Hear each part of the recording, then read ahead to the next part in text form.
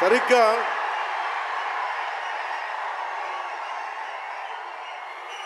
ఒక 2 సంవత్సరాల క్రితం భీమ్లా నాయక్ రిలీజ్ అయినప్పుడు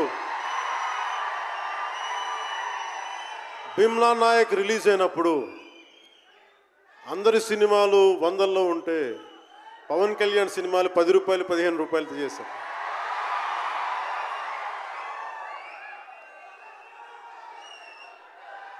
నేను ఒకటే చెప్పాను ఆ రోజున, మనల్ని ఎవడు రాపేది.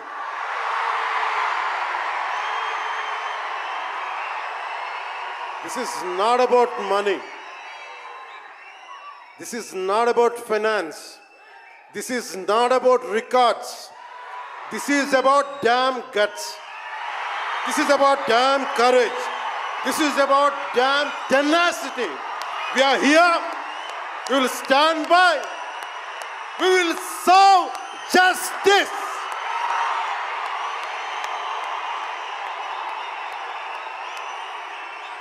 పవన్ కళ్యాణ్ ఎప్పుడు రికార్డుల కోసం ప్రయత్నం చేయాలి. Reluctant actor. మా బ్రహ్మానందం గారు చెప్పినట్టుగా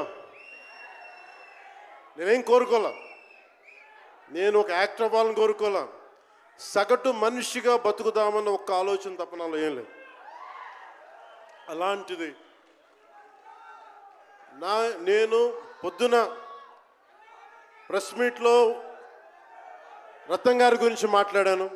ఇప్పుడు మీకోసమే మాట్లాడతాను, నా అభిమానుల కోసం.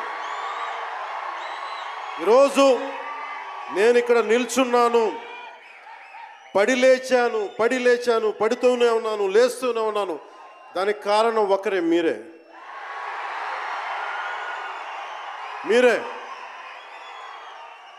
పడిపోయినా, కింద పడ్డా, లేచినా, ఉన్నా, అన్నా నీ వెంట మేము ఉన్నామని. నా దగ్గర ఏమన్నా ఆయుధాలు ఉంటాయా? నా దగ్గర ఏమన్నా గుండాలు ఉంటారా? నా దగ్గర ఎవరు లేరు, గుండెల్లో ఉండే మీరు తప్ప.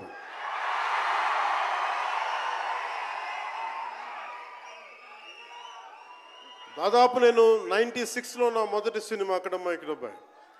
ఇది 2025 అంటే ఆల్మోస్ట్ 29 to 30 years. అంటే దాదాపు 29-30 సంవత్సరాలు నేను చిత్ర పరిశ్రమకు వచ్చి. ఎలా ఉంది అంటే నాకే తెలియదు, అలా కాలం ఇట్లా అయిపోయింది. కానీ కొంత వయసు పెరిగిందేమో కానీ గుండెల్లో చావు ఇంకా చావాలి, బతికాం. ఇక్కడే సభలో సర్దార్ గబ్బర్ సింగ్ సినిమాకి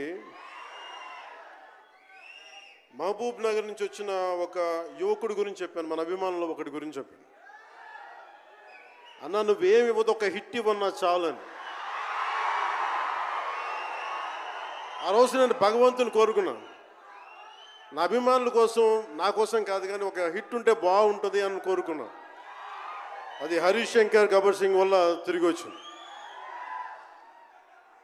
కానీ ఈ సినిమా చాలా డిఫికల్ట్ టైమ్స్లో చేశాను. ఇది సినిమాల మీద టెక్నీషియన్గా నేను ఉండి ఒక నిమిషం సినిమాలు కష్టంగా ఉండి, ఒక సినిమా చేయడం ఎంత కష్టమో, సినిమా చేయడం చాలా చాలా కష్టం.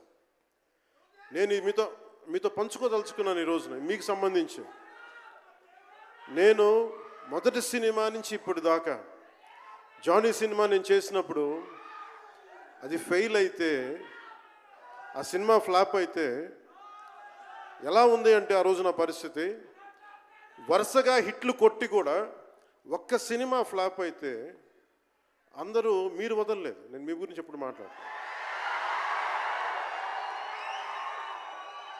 అంటే ధనం మూలం మిదం జగత్ అంటాం. అంటే అన్ని బంధాలు, కార్ల్ మార్క్స్ చెప్పిన అన్ని బంధాలు ఆర్థిక బంధాలని సినిమా పరిశ్రమలో మరింత బలంగా తెలుస్తాయి. నా రెమ్యునరేషన్ ఇచ్చేసాను అని నా దగ్గర అంతమించి డబ్బులు లేవు. కానీ ఆ రోజు నుంచి ఈ రోజు దాకా ఒకటైతే మార్పు జరిగింది. నేను చిత్ర పరిశ్రమ హిట్స్ ఫ్లాప్స్ ఇవన్నీ వదిలేసి నేను ఒకటే నమ్మాను, నా అభిమానులు నాకున్నారు, నన్ను ప్రేమించేవాళ్ళు ఉన్నారు. డబ్బుకి ఎప్పుడు నేను ప్రాధాన్యత ఇవ్వను. నేను ఇచ్చింది బంధాలకు నేను ప్రాముఖ్యత ఇచ్చాను.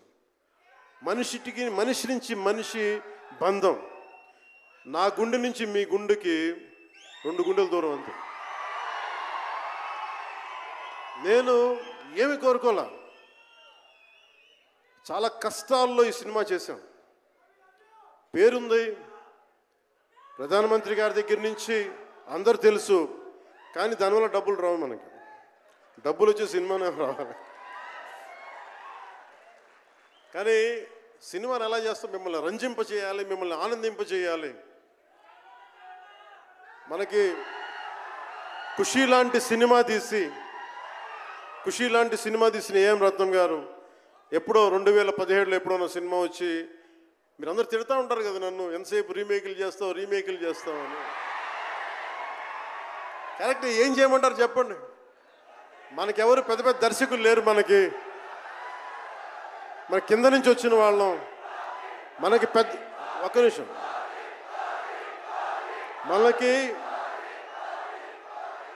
మన సినిమాలని చెప్తున్నా, ఓజీ సంతోషం, ఇది వీరా,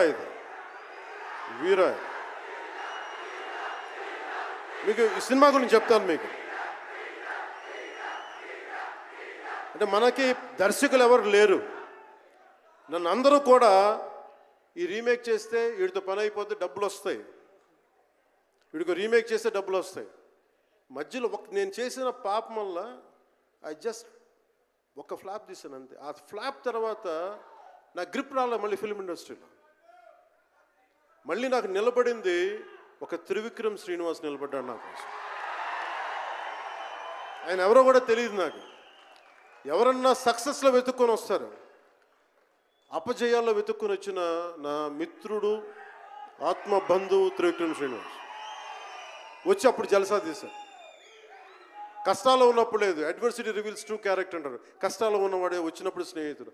అలాంటి స్నేహితుడు నాకు భగవంతుడు త్రివిక్రమ్ శ్రీనివాస్ ద్వారా వచ్చాడు. అలాగే ఎందుకు రీమేక్స్ చేశాను మీకు ఉంటుంది కదా.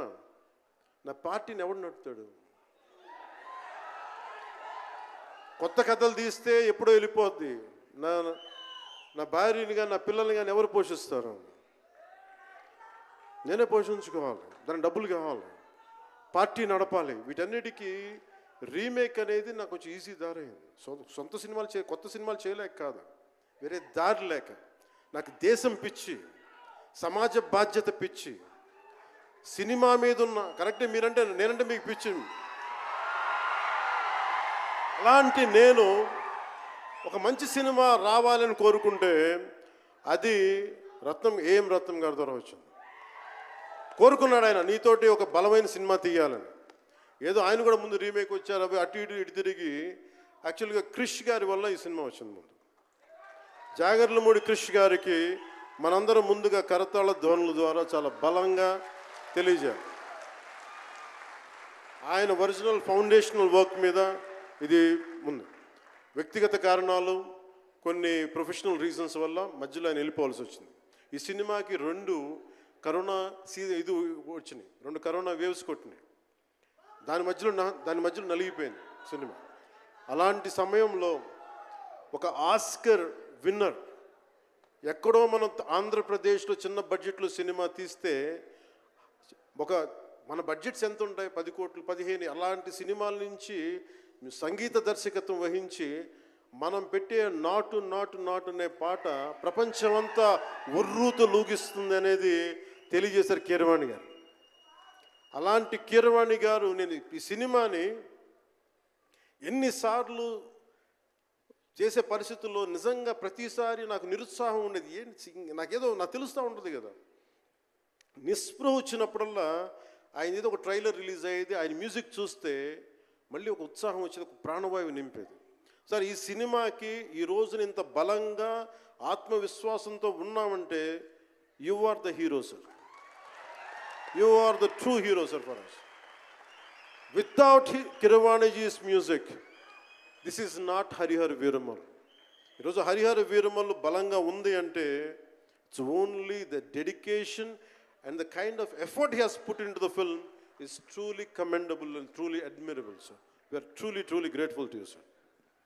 మధ్యలో వారి నాన్నగారిని కోల్పోయి ఆ సమయంలో కూడా మనస్ఫూర్తిగా ఆయనకి ఆ బ్యాక్గ్రౌండ్ స్కోర్ ఇచ్చినందుకు, సొంత తండ్రిని కోల్పోయి కూడా ఇచ్చినందుకు మరోమారు వారికి ప్రత్యేకంగా కీరవాణి గారి టీంకి, కీరవాణి గారి గాయకులకి, వారి రికార్డింగ్ టీంకి, వారి ఇంజనీరింగ్ డిపార్ట్మెంట్కి, ప్రతి ఒక్కరికి నా హృదయపూర్వక ధన్యవాదాలు.